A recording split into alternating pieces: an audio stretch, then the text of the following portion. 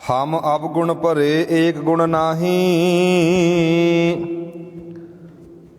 अमृत छाड़ बिखै बिख खाई।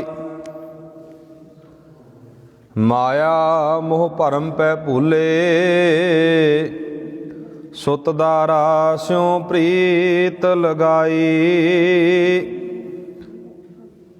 इक उत्तम पंथ सुनियो गुर संगत, तह मिलंत जम त्रास मिटाई। इक अरदास पाठ कीरत की, गुर रामदास राखो शरणाई। धन वाहिगुरु साहिब जीओ। श्लोक अगम अगाध पार ब्रह्म सोए, जो जो कहे सो मुक्ता होए। सुन मीता नानक बिनवंता, साध जना की अचरज कथा। अष्टपदी साध के संग मुख उज्जल होत, साध संग मल सगली खोत। साध के संग मिटै अभिमान, साध के संग प्रगटै सो ज्ञान। साध के संग बुझै प्रभ नेरा, साध संग सब होत नवेरा। साध के संग पाए नाम रतन, साध के संग एक ऊपर जतन। साध की महिमा वर्णै कौन प्रानी, नानक साध की शोभा प्रभ माहे समानी। साध के संग अगोचर मिलै, साध के संग सदा प्रफुल्लै। साध संग आवै बस पंचा, साध संग अमृत रस पुंचा। साध संग होए सब की रेन, साध के संग मनोहर बैन। साध के संग न कतहु धावै, साध संग आस्थित मन पावै। साध के संग माया ते भिन्न, साध संग नानक प्रभ सो प्रसन्न। साध संग दुश्मन सब मीत, साधु कै संग महा पुनीत। साध संग किस स्यों नाही बैर, साध के संग न बींगा पैर। साध के संग नाई हो को मंदा, साध के संग नाही को मंदा। साध संग जानै परमानंदा, साध के संग नाई हो ताप। साध के संग तजै सब आप, आपे जानै साध वडाई। नानक साध प्रभ, नानक साध प्रभु बन आई। साध के संग ना कबहू तावै, ਸਾਧ ਕੇ ਸੰਗ ਸਦਾ ਸੁਖ ਪਾਵੈ। ਸਾਧ ਸੰਗ ਵਸਤ ਅਗੋਚਰ ਲਹੈ, ਸਾਧੂ ਕੈ ਸੰਗ ਅਜਰ ਸਹੈ। ਸਾਧਕ ਸੰਗ ਬਸੈ ਥਾਨ ਉਚੈ, ਸਾਧੂ ਕੈ ਸੰਗ ਮਹਿਲ ਪਹੁੰਚੈ। ਸਾਧਕ ਸੰਗ ਦ੍ਰਿੜੈ ਸਭ ਧਰਮ, ਸਾਧਕ ਸੰਗ ਕੇਵਲ ਪਾਰ ਬ੍ਰਹਮ। ਸਾਧਕ ਸੰਗ ਪਾਏ ਨਾਮ ਨਿਧਾਨ, ਨਾਨਕ ਸਾਧੂ ਕੈ ਕੁਰਬਾਨ। ਪਰਮ ਸਨਮਾਨਯੋਗ ਜੁਗੋ ਜੁਗ ਅਟਲ ਚਵਰ ਤਖਤ ਦੇ ਮਾਲਕ ਸਾਹਿਬ ਸਤਿਗੁਰੂ ਧੰਨ ਧੰਨ ਸ੍ਰੀ ਗੁਰੂ ਗ੍ਰੰਥ ਸਾਹਿਬ ਜੀ ਮਹਾਰਾਜ, ਤਿੰਨਾਂ ਦੀ ਹਜ਼ੂਰੀ ਅੰਦਰ ਜੁੜ ਮਿਲ ਬੈਠੇ ਅਤ ਸਤਿਕਾਰਯੋਗ ਸਨਮਾਨਯੋਗ ਸਤਸੰਗੀ ਜਨੋ, ਆਓ ਲੜੀਵਾਰ ਕਥਾ ਵਿਚਾਰ ਦੇ ਨਾਲ ਜੁੜੀਏ। ਲੜੀਵਾਰ ਚੱਲ ਰਹੀ ਕਥਾ ਵਿਚਾਰ ਗੌੜੀ ਸੁਖਮਣੀ ਮਹਿਲਾ ਪੰਜਵਾ, ਗੁਰੂ ਗ੍ਰੰਥ ਸਾਹਿਬ ਦਾ ਪਾਵਨ ਪਵਿੱਤਰ ਅੰਕ 271। ਆਓ ਗੁਰੂ ਪਿਆਰਿਓ, ਗੁਰੂ ਸਵਾਰਿਓ, ਵਿਚਾਰਾਂ ਦੀ ਆਰੰਭਤਾ ਕਰਨ ਤੋਂ ਪਹਿਲਾਂ ਸਾਰੀ ਸੰਗਤ ਦੋਵੇਂ ਹੱਥ ਜੋੜ ਕੇ ਬੁਲੰਦ ਆਵਾਜ਼ ਵਿੱਚ ਆਖੋ, ਵਾਹਿਗੁਰੂ ਜੀ ਕਾ ਖਾਲਸਾ, ਵਾਹਿਗੁਰੂ ਜੀ ਕੀ ਫਤਿਹ। ਪੰਚਮ ਪਾਤਸ਼ਾਹ ਧੰਨ ਧੰਨ ਗੁਰੂ ਅਰਜਨ ਸਾਹਿਬ ਮਹਾਰਾਜ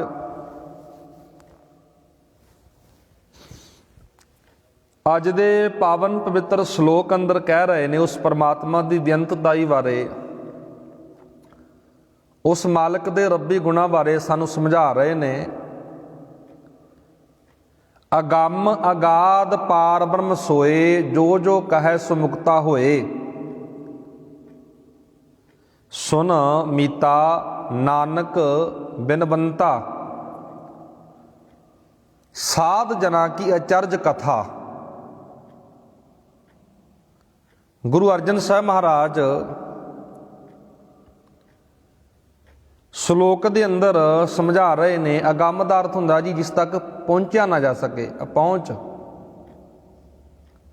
ਅਗਾਧ ਅਥਾ, ਸਤਿਗੁਰੂ ਮਹਾਰਾਜ ਕਹਿ ਰਹੇ ਨੇ ਉਹ ਬੇਅੰਤ ਪ੍ਰਭੂ, ਜਿਸ ਮਾਲਕ ਪ੍ਰਭੂ ਦੀ ਆਪਾਂ ਗੱਲ ਕਰਦੇ ਹਾਂ, ਜੀਵ ਦੀ ਪਹੁੰਚ ਤੋਂ ਪਰੇ ਹੈ। ਇਹ ਰੱਬ ਦਾ ਪਸਾਰਾ, ਇਹ ਰੱਬ ਦੀ ਬੇਅੰਤਤਾਈ ਬਾਰੇ ਆਪਾਂ ਜੇ ਵਿਚਾਰੀਏ, ਸਮਝੀਏ। ਬਾਣੀ ਨੇ ਸਪਸ਼ਟ ਕਹਿ ਦਿੱਤਾ, ਰੂਪ ਨਾ ਰੰਗ ਨਾ ਰੇ ਕਿਛ ਤ੍ਰੈ ਗੁਣ ਤੇ ਪ੍ਰਭਿੰਨ। ਨਾ ਕੋਦਾ ਰੰਗ ਆ ਵੀ ਅਸੀਂ ਵੇਖ ਲਈ ਵੀ ਇਸ ਰੰਗ ਦਾ, ਨਾ ਕੋਦਾ ਰੂਪ ਹੈ, ਨਾ ਕੋਦਾ ਕੋਈ ਆਕਾਰ ਹੈ, ਨਾ ਕੋਦੀ ਮੂਰਤ ਹੈ, ਅਕਾਲ ਮੂਰਤ ਹੈ, ਨਾ ਕਿਸੇ ਜੂਨ ਵਿੱਚ ਆਉਂਦਾ ਜੰਮਦਾ ਮਰਦਾ। ਬਹੁਤ ਵਾਰ ਆਪਾਂ ਇਸ ਵਿਸ਼ੇ ਤੇ ਗੱਲ ਕਰ ਚੁੱਕੇ ਹਾਂ। ਜੇ ਮਨੁੱਖ ਨੂੰ, ਬੰਦੇ ਨੂੰ ਇਹ ਗੱਲ ਸਮਝ ਆ ਜਾਵੇ ਨਾ ਵੀ ਰੱਬ ਦਾ ਕੋਈ ਆਕਾਰ ਨਹੀਂ, ਉਹਦਾ ਕੋਈ ਰੂਪ ਨਹੀਂ, ਬਹੁਤ ਇਨਸਾਨ, ਬਹੁਤ ਬੰਦੇ ਕਰਮਕਾਂਡਾਂ ਦੇ ਜਾਲ ਵਿੱਚੋਂ ਨਿਕਲ ਸਕਦੇ ਨੇ। ਆ ਜਿਹੜੀ ਕੁਦਰਤ ਆ ਨਾ, ਬੇਅੰਤ ਕੁਦਰਤ ਦੀ ਆਪਾਂ ਗੱਲ ਕਰਦੇ ਹਾਂ, ਰੱਬੀ ਪਸਾਰੇ ਦੀ ਆਪਾਂ ਗੱਲ ਕਰਦੇ ਹਾਂ, ਇਹਨਾਂ ਇਸ ਰੱਬੀ ਪਸਾਰੇ ਅੰਦਰ, ਇਸ ਬੇਅੰਤਤਾਈ ਅੰਦਰ ਮਾਲਕ ਰਮਿਆ ਹੋਇਆ, ਵਸਿਆ ਹੋਇਆ ਹੈ।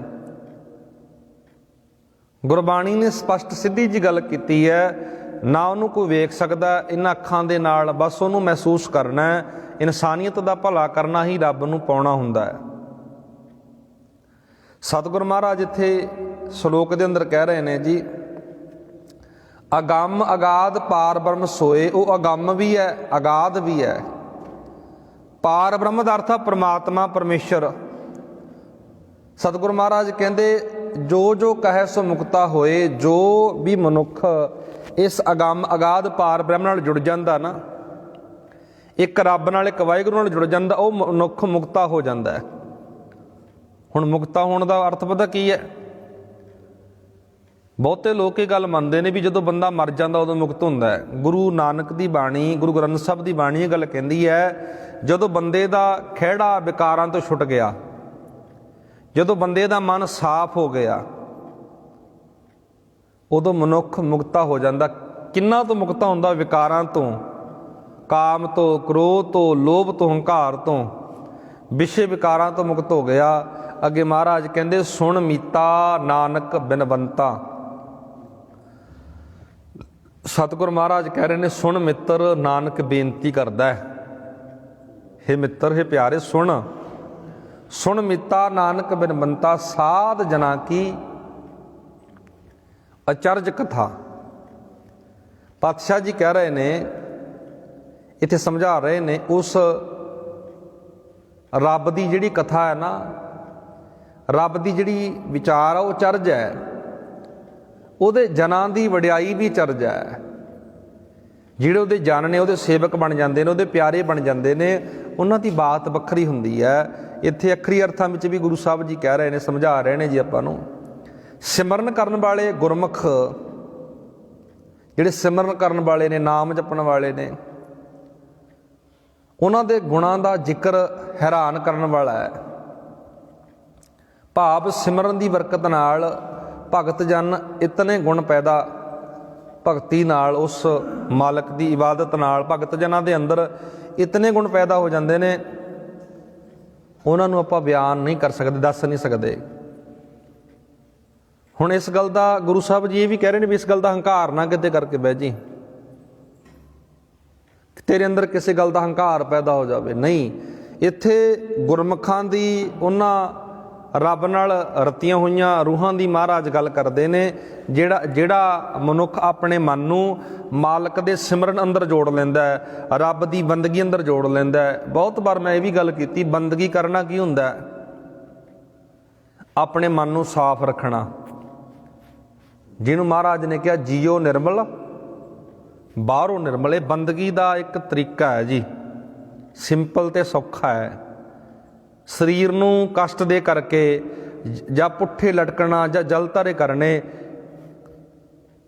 ਇਹ ਗੁਰਮਤਿ ਨੇ ਮਾਨਤਾ ਨਹੀਂ ਦਿੱਤੀ ਇਹਨਾਂ ਚੀਜ਼ਾਂ ਨੂੰ। ਬੰਦਗੀ ਮਨ ਨੇ ਕਰਨੀ ਹੈ, ਮਨ ਨੂੰ ਸਾਫ਼ ਕਰ, ਬੰਦਗੀ ਮਨ ਕਰੇਗਾ। ਅੱਗੇ ਗੁਰੂ ਸਾਹਿਬ ਜੀ ਅਸ਼ਟਪਦੀ ਅੰਦਰ ਕਹਿ ਰਹੇ ਨੇ ਜੀ, ਸਾਧਕੈ ਸੰਗ ਮੁਖ ਉਜਲ ਹੋਤ।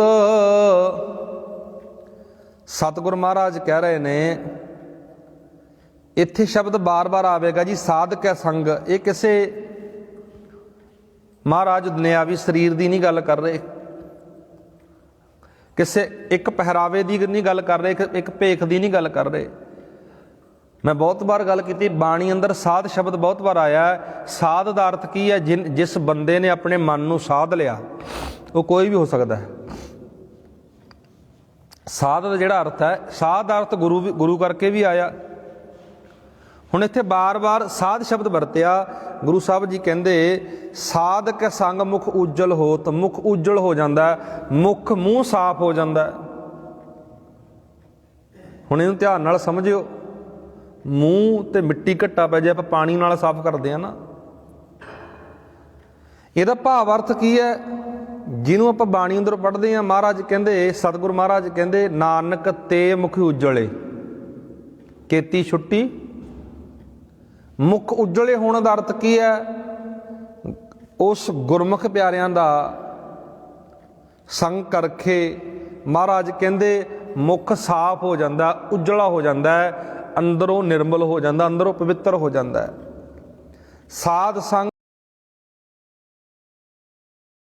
ਮਲ ਸਗਲੀ ਖੋਤ।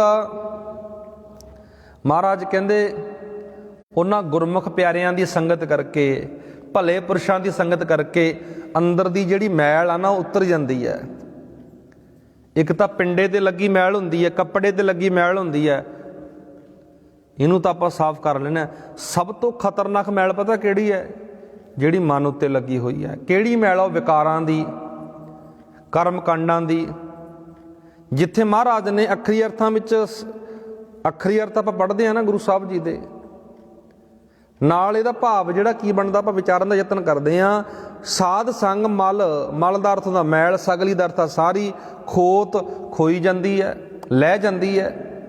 ਸਾਧਕ ਸੰਗ ਮਿਟੈ ਅਭਿਮਾਨ, ਜਿਹੜਾ ਸੰਗਤ ਕਰਦਾ ਗੁਰਮੁਖ ਪਿਆਰਿਆਂ ਦੀ, ਭਲੇ ਪੁਰਸ਼ਾਂ ਦੀ। ਅਭਿਮਾਨ ਦਾ ਅਰਥ ਪਤਾ ਕੀ ਹੁੰਦਾ ਜੀ? ਹੰਕਾਰ। ਸੰਗ ਕਰਕੇ ਅੰਦਰ ਦਾ ਹੰਕਾਰ ਖਤਮ ਹੋ ਜਾਂਦਾ ਹੈ। ਸਾਧਕ ਸੰਗ ਪ੍ਰਗਟੈ ਸੋ ਗਿਆਨ। ਸਤਿਗੁਰ ਮਹਾਰਾਜ ਕਹਿੰਦੇ ਗੁਰਮੁਖ ਪਿਆਰਿਆਂ ਦਾ, ਭਲੇ ਪੁਰਸ਼ਾਂ ਦਾ ਸੰਗ ਕਰਕੇ ਸਤਿਗੁਰੂ ਜੀ ਕਹਿੰਦੇ ਅੰਦਰ ਗਿਆਨ ਪ੍ਰਗਟ ਹੁੰਦਾ ਹੈ, ਸੂਝ ਪੈਦਾ ਹੁੰਦੀ ਹੈ, ਅਕਲ ਆ ਜਾਂਦੀ ਹੈ, ਸਮਝ ਆ ਜਾਂਦੀ ਹੈ। ਸਤਿਗੁਰੂ ਮਹਾਰਾਜ ਇਹੀ ਗੱਲ ਕਹਿ ਰਹੇ ਨੇ, ਹੰਕਾਰ ਦੂਰ ਹੋ ਗਿਆ, ਸ੍ਰੇਸ਼ਟ ਗਿਆਨ ਅੰਦਰ ਆ ਗਿਆ। ਅੱਗੇ ਸਤਿਗੁਰੂ ਜੀ ਕਹਿ ਰਹੇ ਨੇ, ਸਾਧਕ ਸੰਗ ਬੁਝੈ ਪ੍ਰਭ ਨੇਰਾ, ਸਾਧ ਸੰਗ ਸਭ ਹੋਤ ਨਵੇਰਾ। ਜਦੋਂ ਗੁਰਮੁਖ ਪਿਆਰਿਆਂ ਦੀ ਸੰਗਤ ਕਰ ਲਈ, ਭਲੇ ਪੁਰਸ਼ਾਂ ਦੀ ਸੰਗਤ ਵਿੱਚ ਆ ਕੇ ਬੈਠਣ ਲੱਗ ਪਏ, ਮਹਾਰਾਜ ਕਹਿੰਦੇ ਸਾਧਕ ਸੰਗ ਬੁਝੈ ਪ੍ਰਭ ਨੇਰਾ, ਰੱਬ ਵੀ ਨੇੜੇ ਦਿਸਣ ਲੱਗ ਪੈਂਦਾ। ਜਦੋਂ ਗੁਰਮੁਖ ਪਿਆਰਿਆਂ ਦੀ ਸੰਗਤ ਕਰ ਲਈ ਨਾ, ਅੰਦਰ ਬੈਠਿਆ ਰੱਬ, ਅੰਦਰ ਬੈਠੇ ਉਹ ਗੁਣ ਪਛਾਣ ਵਿੱਚ ਆ ਜਾਂਦੇ ਨੇ, ਉਹਨਾਂ ਦੀ ਸ਼ਨਾਖਤ ਹੋ ਜਾਂਦੀ ਹੈ। ਬੰਦੇ ਨੂੰ ਆਪੇ ਦੀ ਸੋਝੀ ਆ ਜਾਂਦੀ ਹੈ ਵੀ ਬੰਦਾ ਇਹ ਸੋਚਦਾ ਸਮਝਦਾ ਵੀ ਮੈਂ ਦੁਨੀਆ ਤੇ ਸੰਸਾਰ ਉੱਤੇ ਕੁਝ ਚੰਗਾ ਕਰਨ ਵਾਸਤੇ ਆਇਆ, ਮਾੜਾ ਕਰਨ ਵਾਸਤੇ ਨਹੀਂ ਆਇਆ। ਚੰਗਾ ਕਰਕੇ ਜਾਵਾਂ, ਜਿੰਨਾ ਵੀ ਕਿਸੇ ਦਾ ਹੁੰਦਾ ਨਾ, ਚੰਗਾ ਕਰਾਂ, ਮਾੜਾ ਕਿਸੇ ਦਾ ਨਾ ਕਰਾਂ। ਸਤਿਗੁਰੂ ਮਹਾਰਾਜ ਕਹਿ ਰਹੇ ਨੇ ਇੱਥੇ ਪੰਕਤੀਆਂ ਅੰਦਰ, ਸਾਧਕ ਸੰਗ ਬੁਝੈ ਪ੍ਰਭ ਨੇਰਾ, ਸਾਧ ਸੰਗ ਸਭ ਹੋਤ ਨਵੇਰਾ। ਸੰਗਤ ਵਿੱਚ ਆ ਕਰਕੇ, ਗੁਰਮੁਖਾਂ ਦੀ ਸੰਗਤ ਕਰਕੇ ਸਭ ਕਾਸੇ ਦਾ ਨਵੇੜਾ ਹੋ ਜਾਂਦਾ ਹੈ, ਬੰਧਨਾਂ ਤੋਂ, ਵਿਕਾਰਾਂ ਤੋਂ ਖਲਾਸੀ ਹੋ ਜਾਂਦੀ ਹੈ। ਸਾਧਕ ਸੰਗ ਪਾਏ ਨਾਮ ਰਤਨ, ਸਾਧਕ ਸੰਗ ਏਕ ਉੱਪਰ ਯਤਨ। ਮਹਾਰਾਜ ਕਹਿੰਦੇ ਗੁਰਮੁਖ ਪਿਆਰਿਆਂ ਦਾ, ਸਾਧੂਆਂ ਦਾ ਸੰਗਤ ਕਰਕੇ, ਭਲੇ ਪੁਰਸ਼ਾਂ ਦੇ ਸੰਗਤ ਕਰਕੇ ਕੀਮਤੀ ਰਤਨ ਮਿਲ ਜਾਂਦਾ, ਕੀਮਤੀ ਨਾਮ ਮਿਲ ਜਾਂਦਾ, ਕੀਮਤੀ ਗੁਰੂ ਦੀ ਵਿਚਾਰ ਮਿਲ ਜਾਂਦੀ ਹੈ। ਸਾਧਕ ਸੰਗ ਏਕ ਉੱਪਰ ਯਤਨ। ਸਤਿਗੁਰ ਮਹਾਰਾਜ ਕਹਿੰਦੇ ਜਦੋਂ ਗੁਰਮੁਖਾਂ ਦਾ ਸੰਗ ਕਰਦੇ ਆ ਨਾ, ਗੁਰੂ ਪਿਆਰਿਆਂ ਦਾ, ਪਾਤਸ਼ਾਹ ਜੀ ਕਹਿ ਰਹੇ ਨੇ ਸਾਡਾ ਵਿਸ਼ਵਾਸ, ਸਾਡਾ ਭਰੋਸਾ ਇੱਕ ਪ੍ਰਭੂ ਨੂੰ ਮਿਲਣ ਦਾ ਯਤਨ ਬਣ ਜਾਂਦਾ। ਇੱਕ ਮਾਲਕ ਤੇ ਇੱਕ ਰੱਬ ਤੇ ਸਾਡਾ ਭਰੋਸਾ ਬਣ ਗਿਆ, ਯਤਨ ਬਣ ਗਿਆ ਜਦੋਂ ਗੁਰਮੁਖ ਪਿਆਰਿਆਂ ਦੀ, ਸਾਧੂਆਂ ਦੀ ਸੰਗਤ ਕੀਤੀ। ਅੱਗੇ ਮਹਾਰਾਜ ਕਹਿ ਰਹੇ ਨੇ ਜੀ, ਸਾਧ ਕੀ ਮਹਿਮਾ ਵਰਨੈ ਕੌਣ ਪ੍ਰਾਨੀ, ਨਾਨਕ ਸਾਧ ਕੀ ਸ਼ੋਭਾ ਪਰਮਾਏ ਸਮਾਨੀ। ਜਿਹੜੀ ਗੁਰਮੁਖ ਪਿਆਰਿਆਂ ਦੀ ਸ਼ੋਭਾ ਹੈ, ਸਾਧ ਜਨਾਂ ਦੀ ਸ਼ੋਭਾ ਹੈ, ਮਹਾਰਾਜ ਕਹਿੰਦੇ ਕੋਈ ਪ੍ਰਾਣੀ ਵੀ ਬਿਆਨ ਨਹੀਂ ਕਰ ਸਕਦਾ। ਸ਼ਲੋਕ ਦੇ ਅੰਦਰ ਵੀ ਮਹਾਰਾਜ ਨੇ ਇਹ ਗੱਲ ਕੀਤੀ ਹੈ ਨਾ, ਜਿਨ੍ਹਾਂ ਦਾ ਮਿਲਾਪ ਅੰਤਰਾਤਮੇ ਉਸ ਮਾਲਕ ਨਾਲ ਹੋ ਗਿਆ ਨਾ, ਮਹਾਰਾਜ ਕਹਿ ਰਹੇ ਨੇ ਸਾਧ ਜਨਾਂ ਕੀ ਅਚਰਜ ਕਥਾ। ਉਹਨਾਂ ਦੇ ਗੁਣਾਂ ਬਾਰੇ ਅਸੀਂ ਬਿਆਨ ਨਹੀਂ ਕਰ ਸਕਦੇ। ਅੱਗੇ ਮਹਾਰਾਜ ਕਹਿੰਦੇ ਸਾਧ ਕੀ ਸ਼ੋਭਾ, ਨਾਨਕ ਸਾਧ ਕੀ ਸ਼ੋਭਾ ਪਰਮਾਏ ਸਮਾਨੀ। ਉਹਦੀ ਸ਼ੋਭਾ, ਉਹਦੀ ਵਡਿਆਈ ਸਤਿਗੁਰ ਮਹਾਰਾਜ ਅਖੀਰ ਦੇ ਵਿੱਚ ਕਹਿ ਰਹੇ ਨੇ, ਸਮਝਾ ਰਹੇ ਨੇ, ਸਾਧ ਜਨਾਂ ਦੀ ਸ਼ੋਭਾ ਪ੍ਰਭੂ ਦੀ ਸ਼ੋਭਾ ਦੇ ਦਰਬਾਰ ਹੋ ਜਾਂਦੀ ਹੈ, ਗੁਰਮੁਖ ਪਿਆਰਿਆਂ ਦੀ ਸ਼ੋਭਾ। ਅੱਗੇ ਮਹਾਰਾਜ ਕਹਿ ਰਹੇ ਨੇ ਸਾਧ ਕੇ ਸੰਗ ਅਗੋਚਰ ਮਿਲੈ, ਸਾਧ ਕੇ ਸੰਗ ਸਦਾ ਪ੍ਰਫੁੱਲੈ। ਸਤਿਗੁਰ ਮਹਾਰਾਜ ਇਹਨਾਂ ਦੋ ਪੰਕਤੀਆਂ ਦੇ ਅੰਦਰ ਕਹਿ ਰਹੇ ਨੇ ਜੀ, ਗੁਰਮੁਖਾਂ ਦੀ ਸੰਗਤ ਵਿੱਚ ਮਨੁੱਖ ਨੂੰ ਉਹ ਪ੍ਰਭੂ ਮਿਲ ਪੈਂਦਾ ਹੈ ਜੋ ਸਰੀਰਕ ਇੰਦਰੀਆਂ ਦੀ ਪਹੁੰਚ ਤੋਂ ਪਰੇ ਹੈ, ਅਤੇ ਮਨੁੱਖ ਸਦਾ ਖਿੜੇ ਮੱਥੇ ਰਹਿੰਦਾ ਹੈ। ਸਾਧਕ ਸੰਗ ਅਗੋਚਰ ਮਿਲੈ,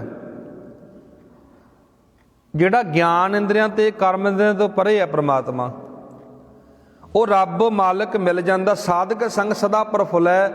ਜਦੋਂ ਸੰਗਤ ਕਰਨ ਲੱਗ ਜਾਈਏ ਨਾ, ਪਾਤਸ਼ਾਹ ਜੀ ਕਹਿੰਦੇ ਪ੍ਰਫੁੱਲੇ ਦਾ ਅਰਥ ਆ ਫਿਰ ਮੱਥਾ ਵੀ ਖਿੜੇ ਮੱਥੇ, ਆਪਾਂ ਕਹਿੰਦੇ ਹਾਂ ਖਿੜੇ ਮੱਥੇ ਵਾਲਾ ਹੈ। ਸੰਗਤ ਕਰਨ ਵਾਲੇ ਦਾ ਚਿਹਰਾ ਮੋਹਰਾ, ਸੰਗਤ ਕਰਨ ਵਾਲੇ ਦਾ ਕਿਰਦਾਰ ਆਚਰਣ ਬਹੁਤ ਵਧੀਆ ਬਣ ਜਾਂਦਾ ਹੈ, ਉਹਦੇ ਮੱਥੇ ਤੇ ਕਿਤੇ ਤਿਉੜੀ ਨਹੀਂ ਹੁੰਦੀ।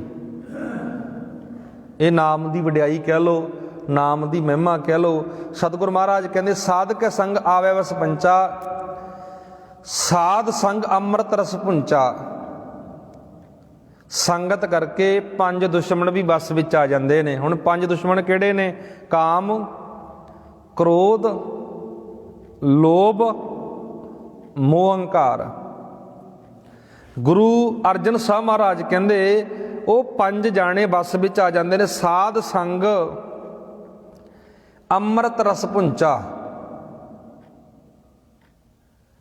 ਗੁਰਮੁਖ ਪਿਆਰਿਆਂ ਦੀ ਸੰਗਤ ਕਰਕੇ ਅੰਮ੍ਰਿਤ ਦਾ ਰਸ ਮਾਣੀਦਾ ਹੈ।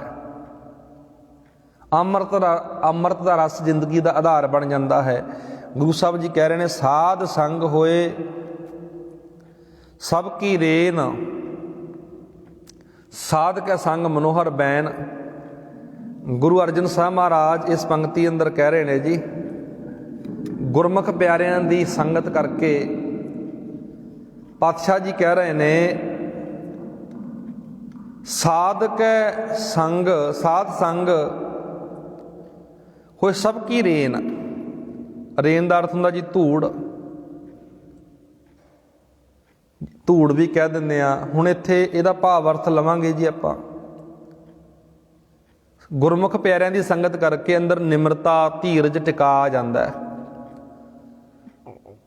ਸਾਧਕ ਸੰਗ ਮਨੋਹਰ ਬੈਨ, ਉਹਨਾਂ ਦੇ ਸੰਗ, ਉਹਨਾਂ ਦੇ ਨਾਲ ਚੰਗੇ ਵਚਨ, ਚੰਗੇ ਬੈਣ ਕੰਨਾਂ ਨੂੰ ਸੁਣਨ ਦੀ ਆਦਤ ਪੈ ਜਾਂਦੀ ਹੈ। ਸਾਧਕ ਸੰਗ ਨ ਕਤਹੂ ਧਾਵੈ, ਸਾਧ ਸੰਗ ਸਥਿਤ ਮਨ ਪਾਵੈ। ਗੁਰੂ ਅਰਜਨ ਸਾਹਿਬ ਮਹਾਰਾਜ ਕਹਿੰਦੇ ਜਿਹੜਾ ਮਨੁੱਖ ਗੁਰਮੁਖ ਪਿਆਰਿਆਂ ਦੀ ਸੰਗਤ ਕਰਦਾ ਨਾ, ਜਿਹੜਾ ਮਨ 10 ਪਾਸੇ ਦੌੜਦਾ ਸੀ, ਹਰ ਪਾਸੇ ਭੱਜਦਾ ਸੀ, ਹੁਣ ਕਿਤੇ ਨਹੀਂ ਉਹ ਭੱਜਦਾ। ਸਾਧਕ ਸੰਗ ਨ ਕਤਹੂ ਧਾਵੈ, ਸਾਧ ਸੰਗ ਅਸਥਿਤ ਮਨ ਪਾਵੈ। ਜਿਹੜਾ ਮਨ ਦੇ ਅੰਦਰ ਮੰਦੇ ਖਿਆਲ ਆਉਂਦੇ ਸੀ, ਹਰ ਵੇਲੇ ਜਿਹੜਾ ਮਨ ਖਿਆਲਾਂ ਦੇ ਵਿੱਚ ਡੁੱਬਿਆ ਰਹਿੰਦਾ ਸੀ, ਹੁਣ ਅਸਥਿਤ ਹੋ ਗਿਆ, ਠਿਰ ਹੋ ਗਿਆ, ਖੜ ਗਿਆ। ਸਾਧਕ ਸੰਗ ਮਾਇਆ ਤੇ ਭਿੰਨ। ਮਹਾਰਾਜ ਕਹਿੰਦੇ ਸਾਧ ਸੰਗ ਨਾਨਕ ਪ੍ਰਭ ਸੋ ਪ੍ਰਸੰਨ। ਗੁਰਮੁਖ ਪਿਆਰਿਆਂ ਦੀ ਸੰਗਤ ਕਰਕੇ, ਸਾਧੂਆਂ ਦੀ ਸੰਗਤ ਕਰਕੇ ਮਨ ਮਾਇਆ ਤੋਂ ਵੱਖਰਾ ਹੋ ਜਾਂਦਾ ਹੈ। ਪਾਤਸ਼ਾਹ ਜੀ ਕਹਿੰਦੇ ਸਾਧ ਸੰਗ ਨਾਨਕ ਪ੍ਰਭ ਸੋ ਪ੍ਰਸੰਨ। ਸੰਗਤ ਵਿੱਚ ਰਹਿ ਕੇ ਮਨ ਖੁਸ਼ੀ ਵਿੱਚ ਆ ਜਾਂਦਾ ਹੈ, ਆਨੰਦ ਵਿੱਚ ਆ ਜਾਂਦਾ ਹੈ, ਟਿਕਾ ਦੇ ਵਿੱਚ ਆ ਜਾਂਦਾ। ਇੱਕ ਗੱਲ ਚੇਤੇ ਰੱਖਿਓ ਜੀ, ਸ਼ੁਰੂਆਤ ਵਿੱਚ ਵੀ ਮੈਂ ਗੱਲ ਕੀਤੀ ਸੀ, ਇੱਥੇ ਮਹਾਰਾਜ ਸਾਧ ਸੰਗ ਜਾਂ ਸਾਧੂ ਸ਼ਬਦ ਵਰਤ ਰਹੇ ਨੇ। ਇਹ ਕਿਸੇ ਖਾਸ ਪਹਿਰਾਵੇ ਵਾਸਤੇ ਨਹੀਂ, ਖਾਸ ਕਿਸੇ ਬੰਦੇ ਵਾਸਤੇ ਨਹੀਂ। ਕਿਤੇ ਆਪਾਂ ਕਿਸੇ ਪਹਿਰਾਵੇ ਤੇ ਜੋੜ ਲਈਏ ਜਾਂ ਕਿਸੇ ਬੰਦੇ ਤੇ ਜੋੜ ਲਈਏ ਨਾ। ਮੈਂ ਪਹਿਲਾਂ ਗੱਲ ਕਰ ਦਿੱਤੀ ਵੀ ਸਾਧ ਉਹਨੂੰ ਕਿਹਾ ਬਾਣੀ ਨੇ ਜਿਸ ਬੰਦੇ ਨੇ ਆਪਣੇ ਮਨ ਨੂੰ ਸਾਧ ਲਿਆ, ਵਿਕਾਰਾਂ ਤੋਂ ਉੱਪਰ ਉੱਠ ਗਿਆ, ਕਰਮ ਕਾਂਡਾਂ ਤੋਂ ਉੱਪਰ ਉੱਠ ਗਿਆ। ਅੱਗੇ ਮਹਾਰਾਜ ਕਹਿ ਰਹੇ ਨੇ ਸਾਧ ਸੰਗ ਦੁਸ਼ਮਨ ਸਾ ਮੀਤ, ਸਾਧੂ ਕੈ ਸੰਗ ਮਹਾ ਪੁਨੀਤ। ਗੁਰਮੁਖ ਪਿਆਰਿਆਂ ਦੀ ਸੰਗਤ ਕਰਕੇ ਫਿਰ ਦੁਸ਼ਮਣ ਵੀ ਮਿੱਤਰ ਬਣ ਜਾਂਦੇ ਨੇ। ਦੁਸ਼ਮਣ ਕਿਹੜੇ ਨੇ ਸਾਡੇ? ਇੱਕ ਤਾਂ ਦੁਨਿਆਵੀ ਤੌਰ ਤੇ ਵੀ ਦੁਸ਼ਮਣ ਹੁੰਦੇ ਨੇ ਜੀ। ਇੱਕ ਸਾਡੇ ਦੁਸ਼ਮਣ ਪਤਾ ਕੌਣ ਨੇ? 5 ਵਿਕਾਰ, ਉਹ ਵੀ ਸਾਡੇ ਦੁਸ਼ਮਣ ਨੇ। ਸਾਧੂ ਕੈ ਸੰਗ ਮਹਾ ਪੁਨੀਤ। ਮਹਾਰਾਜ ਕਹਿੰਦੇ ਗੁਰਮੁਖ ਪਿਆਰਿਆਂ ਦੀ ਸੰਗਤ ਕਰਕੇ ਬੰਦਾ ਮਨੁੱਖ ਪਵਿੱਤਰ ਜੀਵਨ ਵਾਲਾ ਬਣ ਜਾਂਦਾ ਹੈ। ਸਾਧ ਸੰਗ ਕਿਸਿਓ ਨਹੀਂ ਬੈਰ। ਗੁਰਮੁਖਾਂ ਦੀ ਸੰਗਤ ਕਰਕੇ ਅੰਦਰ ਦਾ ਬੈਰ ਮਿਟ ਜਾਂਦਾ ਹੈ। ਜਿਹੜਾ ਸੰਗਤ ਕਰਦਾ ਨਾ, ਉਹਦੇ ਅੰਦਰ ਕੋਈ ਵੈਰ ਨਹੀਂ ਹੁੰਦਾ ਜੀ, ਉਹ ਨਿਰਵੈਰ ਬਣ ਜਾਂਦਾ ਹੈ। ਸਾਧਕ ਸੰਗ ਨਾ ਵਿੰਗਾ ਪੈਰ। ਵਿੰਗੇ ਪੈਰ ਦਾ ਅਰਥ ਪਤਾ ਕੀ ਹੈ? ਗੁਰਮੁਖ ਪਿਆਰਿਆਂ ਦੀ ਸੰਗਤ ਕਰਕੇ ਮਨੁੱਖ ਕਿਸੇ ਗਲਤ ਰਾਹ ਤੇ ਨਹੀਂ ਚੱਲਦਾ, ਆਪਣਾ ਪੈਰ ਟੇਢੇ ਰਾਹ ਤੇ ਨਹੀਂ ਰੱਖਦਾ। ਟੇਢਾ ਰਾਹ ਕਿਹੜਾ ਹੁੰਦਾ ਹੈ? ਇੱਕ ਹੁੰਦਾ ਗੁਰਮਤ ਵਾਲਾ ਰਾਹ, ਜਿਹਨੂੰ ਮਹਾਰਾਜ ਕਹਿੰਦੇ ਗੁਰਸਿੱਖ ਮੀਤ ਚਲੋ ਗੁਰ ਚਾਲੀ, ਜੋ ਗੁਰ ਕਹੈ ਸੋਈ ਭਲ ਮਾਨੋ, ਹਰ ਹਰ ਕਥਾ ਨਿਰਾਲੀ। ਇੱਕ ਹੁੰਦਾ ਇਹ ਤੋਂ ਵੱਖਰਾ ਰਾਹ ਜਿਹੜਾ ਸਾਨੂੰ ਗਲਤ ਦਿਸ਼ਾ ਵੱਲ ਲੈ ਕੇ ਜਾਂਦਾ ਹੈ। ਫਿਰ ਗਲਤ ਦਿਸ਼ਾ ਵੱਲ ਸਾਡੇ ਪੈਰ ਹਟ ਜਾਂਦੇ ਨੇ। ਅੱਗੇ ਮਹਾਰਾਜ ਕਹਿ ਰਹੇ ਨੇ ਜੀ, ਸਾਧਕ ਸੰਗ ਨਾਹੀ ਹੋ ਤਾ ਨਾਹੀ ਕੋ ਮੰਦਾ, ਸਾਧ ਸੰਗ ਜਾਣੈ ਪਰਮਾਨੰਦਾ। ਮਹਾਰਾਜ ਕਹਿੰਦੇ ਗੁਰਮੁਖ ਪਿਆਰਿਆਂ ਦੀ ਸੰਗਤ ਕਰਕੇ, ਉਹਨਾਂ ਭਲੇ ਪੁਰਸ਼ਾਂ ਦੀ ਸੰਗਤ ਕਰਕੇ ਅੰਦਰ ਦੇ ਮੰਦੇ ਖਿਆਲ ਵੀ ਮਿਟ ਜਾਂਦੇ ਨੇ। ਅੰਦਰ ਦੇ ਜਿਹੜੇ ਮੰਦੇ ਖਿਆਲ ਨੇ ਮਿਟ ਜਾਂਦੇ ਨੇ। ਸਾਧ ਸੰਗ ਜਾਣੈ ਪਰਮਾਨੰਦਾ, ਸੰਗਤ ਕਰਕੇ ਪਰਮਾਨੰਦ ਪਰਮਾਤਮਾ ਨੂੰ ਜਾਣ ਲਿਆ, ਸਮਝ ਲਿਆ। ਸਾਧਕ ਸੰਗ ਨਾਹੀ ਹੋ ਤਾਪ, ਹਉ ਕੀ ਹੁੰਦਾ ਜੀ? ਹੰਕਾਰ। ਸੰਗਤ ਵਿੱਚ ਬਹਿ ਕੇ ਬੰਦੇ ਦਾ ਹੰਕਾਰ ਮਿਟ ਜਾਂਦਾ, ਹਉਮੈ ਮਿਟ ਜਾਂਦੀ ਹੈ। ਸਾਧਕ ਸੰਗ ਤਜੈ ਸਭ ਆਪ, ਆਪਣਾ ਆਪਾ ਤਜ ਦਿੱਤਾ, ਛੱਡ ਦਿੱਤਾ, ਮੈਂ ਮੇਰੀ ਛੱਡ ਦਿੱਤੀ। ਆਪੇ ਜਾਣੈ ਸਾਧ ਵਡਾਈ, ਨਾਨਕ ਸਾਧ ਪ੍ਰਭੂ ਬਨ ਆਈ। ਆਪਣੀ ਵਡਿਆਈ, ਆਪਣੀ ਸ਼ੋਭਾ ਉਹ ਆਪ ਹੀ ਜਾਣਦਾ ਹੈ। ਅਖੀਰ ਦੇ ਵਿੱਚ ਸਤਿਗੁਰ ਮਹਾਰਾਜ ਨੇ ਬੜੀ ਸੋਹਣੀ ਗੱਲ ਕੀਤੀ, ਨਾਨਕ ਸਾਧ ਪ੍ਰਭੂ ਬਨ ਆਈ। ਪਾਤਸ਼ਾਹ ਜੀ ਕਹਿ ਰਹੇ ਨੇ ਸਾਧ ਦੀ ਵਡਿਆਈ ਪ੍ਰਭੂ ਆਪ ਹੀ ਜਾਣਦਾ ਹੈ, ਕਿਉਂਕਿ ਇਹ ਨਾਨਕ ਸਾਧ ਤੇ ਪ੍ਰਭੂ ਦਾ ਪੱਕਾ ਪਿਆਰ ਪੈ ਜਾਂਦਾ ਹੈ। ਇਕਸਾਰਤਾ ਬਣ ਗਈ, ਲੀਨਤਾ ਬਣ ਗਈ। ਗੁਰਮੁਖ ਪਿਆਰੇ ਦੀ, ਉਸ ਰੱਬੀ ਪਿਆਰੇ ਦੀ ਰੱਬ ਨਾਲ ਲੀਨਤਾ ਬਣ ਗਈ। ਅੰਦਰ ਦਾ ਜਿਹੜਾ ਵੈਰ ਵਿਰੋਧ ਸਭ ਕੁਝ ਮਿਟ ਗਿਆ। ਅੱਗੇ 4 ਨੰਬਰ ਜਿਹੜਾ ਬੰਦਾ ਮਹਾਰਾਜ ਕਹਿ ਰਹੇ ਨੇ ਜੀ, ਸਾਧਕ ਸੰਗ ਨ ਕਤਹੂ ਧਾਵੈ, ਸਾਧਕ ਸੰਗ ਸਦਾ ਸੁਖ ਪਾਵੈ। ਸੰਗਤ ਕਰਨ ਵਾਲਾ ਮਨੁੱਖ, ਪਾਤਸ਼ਾਹ ਜੀ ਕਹਿੰਦੇ ਇੱਧਰ ਉੱਧਰ ਨਹੀਂ ਭਟਕਦਾ, ਉਹਨੂੰ ਮਾਰਗ ਰਸਤਾ ਮਿਲ ਜਾਂਦਾ ਹੈ। ਸਾਧਕ ਸੰਗ ਸਦਾ ਸੁਖ ਪਾਵੈ, ਉਹ ਸਦਾ ਸੁੱਖ ਪਾਉਂਦਾ ਹੈ, ਸੁੱਖ ਦੀ ਜ਼ਿੰਦਗੀ ਬਤੀਤ ਕਰਦਾ ਹੈ। ਸਾਧ ਸੰਗ ਵਸਤਾ ਗੋਚਰ ਲਹੈ, ਸਾਧਕ ਸੰਗ ਅਜਰ ਸਹੈ। ਪਾਤਸ਼ਾਹ ਜੀ ਕਹਿ ਰਹੇ ਨੇ ਉਹ ਨਾਮ ਰੂਪੀ ਅਗੋਚਰ ਜਿਹੜੀ ਵਸਤੂ ਉਹਨੂੰ ਮਿਲ ਜਾਂਦੀ ਹੈ, ਅਤੇ ਮਨੁੱਖ ਇਹ ਨਾ ਜਰਿਆ ਜਾਣ ਵਾਲਾ ਜਿਹੜਾ ਮਰਤਬਾ ਜਰ ਲੈਂਦਾ, ਅੰਦਰ ਉਹਦੇ ਸ਼ੈਣ ਦੀ ਸ਼ਕਤੀ ਬਣ ਜਾਂਦੀ ਹੈ। ਅੱਗੇ ਸਤਿਗੁਰੂ ਜੀ ਕਹਿ ਰਹੇ ਨੇ, ਸਾਧ ਕੈ ਸੰਗ, ਸਾਧ ਕੈ ਸੰਗ ਬਸੈ ਥਾਨ ਉੱਚੈ, ਸਾਧੂ ਕੈ ਸੰਗ ਮਹਿਲ ਪਹੁੰਚੈ।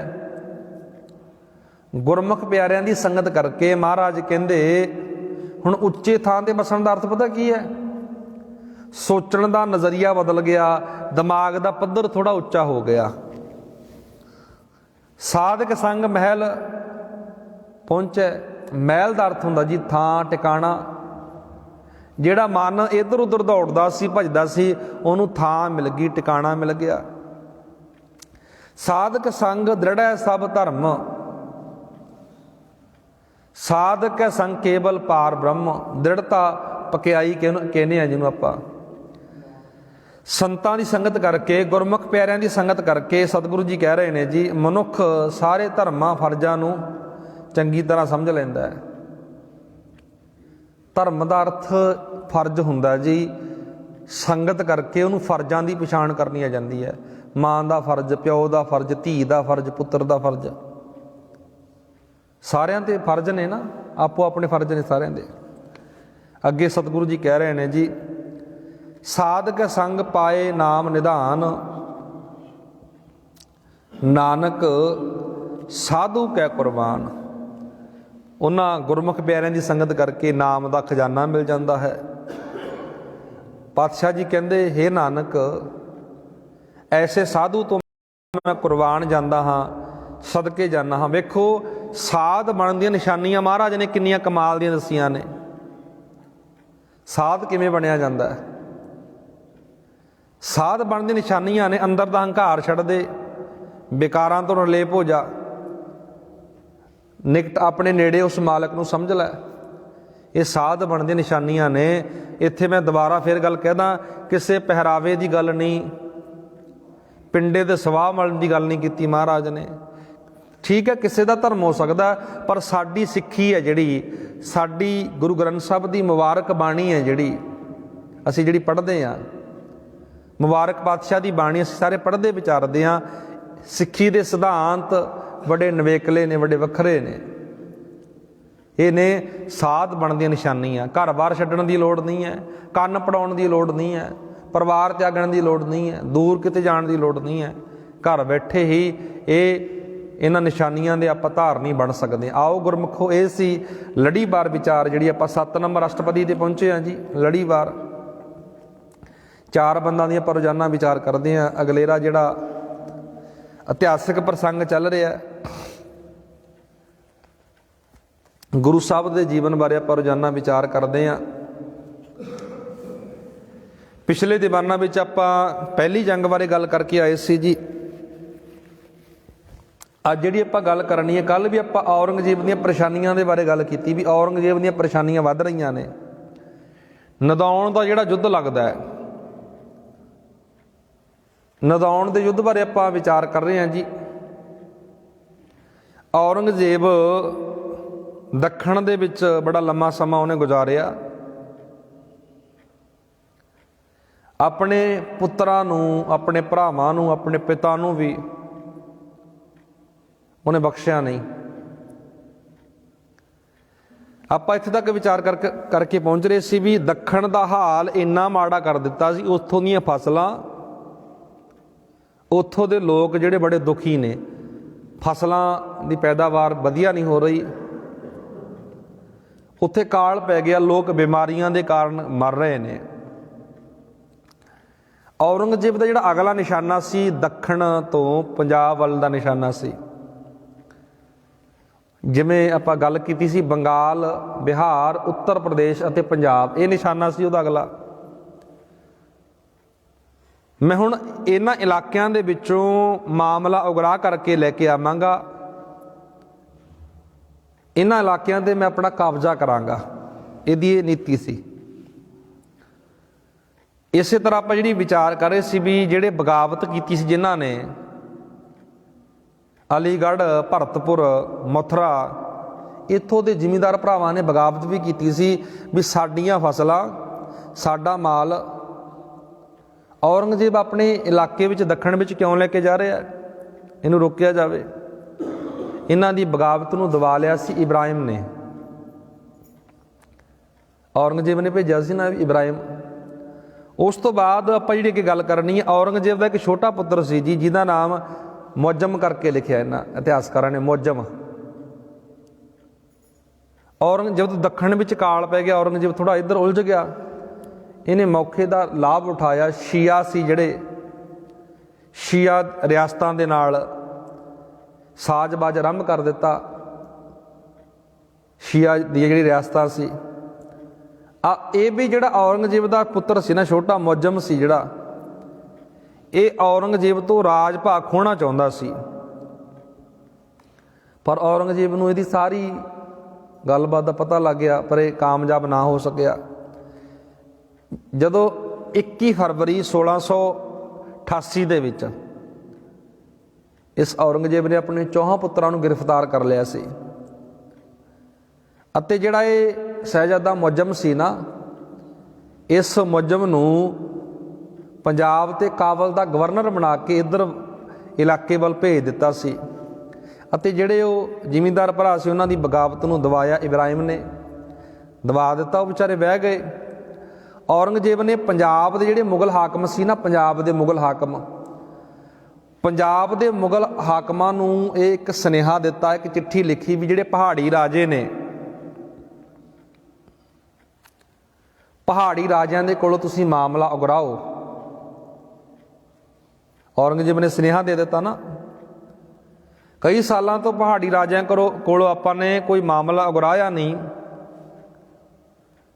ਉਹਦੇ ਔਰੰਗਜ਼ੇਬ ਦੇ ਸਿਪਾਹੀ ਛੱਡ ਕੇ ਉਹਨੂੰ ਭੱਜ ਰਹੇ ਸੀ, ਜਾ ਰਹੇ ਸੀ, ਕਿਉਂਕਿ ਬਿਮਾਰੀਆਂ ਫੈਲ ਗਈਆਂ ਸੀ ਦੱਖਣ ਦੇ ਵਿੱਚ। ਹੁਣ ਪਹਾੜੀ ਰਾਜਿਆਂ 'ਤੇ ਇੱਕ ਬਹੁਤ ਵੱਡੀ ਵਿਪਤਾ ਆ ਕੇ ਪੈ ਗਈ ਵੀ ਪਹਿਲਾਂ ਅਸੀਂ ਭੰਗਾਣੀ ਦੇ ਯੁੱਧ ਵਿੱਚ ਬੜਾ ਅਸੀਂ ਖਰਚ ਕਰ ਚੁੱਕੇ ਹਾਂ। ਜਿਹੜਾ ਭੰਗਾਣੀ ਦਾ ਯੁੱਧ ਹੋਇਆ ਸੀ ਗੁਰੂ ਸਾਹਿਬ ਦੇ ਨਾਲ, ਹੁਣ ਇਸ ਔਰੰਗਜ਼ੇਬ ਦੀ ਸ਼ਰਤ ਅਸੀਂ ਕਿਵੇਂ ਪੂਰੀ ਕਰੀਏ? ਉਹ ਆ ਵਿਪਤਾ ਵਿੱਚ ਪੈ ਗਏ। ਹੁਣ ਉਹਨਾਂ 'ਤੇ ਮੁਸ਼ਕਲ ਵੀ ਬਣ ਗਈ ਬਹੁਤ ਵੱਡੀ, ਨਾ ਉਹ ਗੁਰੂ ਸਾਹਿਬ ਦੇ ਕੋਲ ਜਾਣ ਜੋਗੇ ਰਹਿ ਗਏ। ਆਖਰਕਾਰ ਇਹਨਾਂ ਪਹਾੜੀਆਂ ਨੇ ਮੀਟਿੰਗ ਕੀਤੀ, ਸਲਾਹ ਮਸ਼ਵਰਾ ਕੀਤਾ ਵੀ ਹੁਣ ਅਸੀਂ ਅੱਗੇ ਦਾ ਸਟੈਪ ਕੀ ਚੱਕੀਏ, ਕੀ ਕਰੀਏ। ਅੱਗੇ ਇਹ ਦੁਬਾਰਾ ਫੇਰ ਗੁਰੂ ਸਾਹਿਬ ਦੀ ਸ਼ਰਨ ਵਿੱਚ ਆਉਂਦੇ ਨੇ। ਕੱਲ੍ਹ ਮੈਂ ਗੱਲ ਕਰ ਰਿਹਾ ਸੀ ਜੀ, 1 ਸਾਲ ਹੋ ਗਿਆ ਸੀ ਪਹਿਲਾਂ ਭੰਗਾਣੀ ਦਾ ਯੁੱਧ ਵੀ ਲੜਿਆ ਗਿਆ ਸੀ ਸਤਿਗੁਰੂ ਜੀ ਦੇ ਨਾਲ ਇਹਨਾਂ ਪਹਾੜੀ ਰਾਜਿਆਂ ਨੇ। ਪਰ ਮਹਾਰਾਜ ਜਿਹੜਾ ਨਦੌਣ ਦਾ ਯੁੱਧ ਹੋਇਆ, ਸਤਿਗੁਰੂ ਮਹਾਰਾਜ ਕਲਗੀਆਂ ਵਾਲੇ ਪਾਤਸ਼ਾਹ ਨੇ ਨਦੌਣ ਦੇ ਯੁੱਧ ਵਿੱਚ ਪਹਾੜੀਆਂ ਦੀ ਸਹਾਇਤਾ ਕਿਉਂ ਕੀਤੀ ਹੈ? ਸਾਰੇ ਆਪਾਂ ਸੋਚਾਂਗੇ ਨਾ। ਇੱਕ ਪਾਸੇ ਪਹਾੜੀਏ ਲੋਕ ਜਿਹੜੇ ਪਹਾੜੀ ਰਾਜੇ ਨੇ, ਭੀਮ ਚੰਦ ਵਰਗੇ ਜਾਂ ਹੋਰ ਜਿੰਨੇ ਵੀ ਰਾਜੇ ਨੇ, ਇੱਕ ਪਾਸੇ ਤਾਂ ਇਹ ਗੁਰੂ ਘਰ ਦੇ ਕਿੰਨੇ ਵਿਰੋਧੀ ਨੇ, ਇੱਕ ਪਾਸੇ ਮਹਾਰਾਜ ਸਹਾਇਤਾ ਵੀ ਕਰ ਰਹੇ ਨੇ। ਕਾਰਨ ਪਤਾ ਕੀ ਹੈ?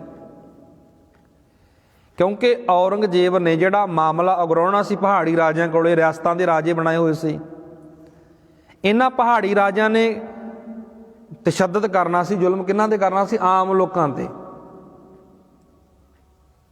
ਆਮ ਲੋਕਾਂ 'ਤੇ ਇਹਨਾਂ ਨੇ ਜ਼ੁਲਮ ਕਰਨਾ ਸੀ।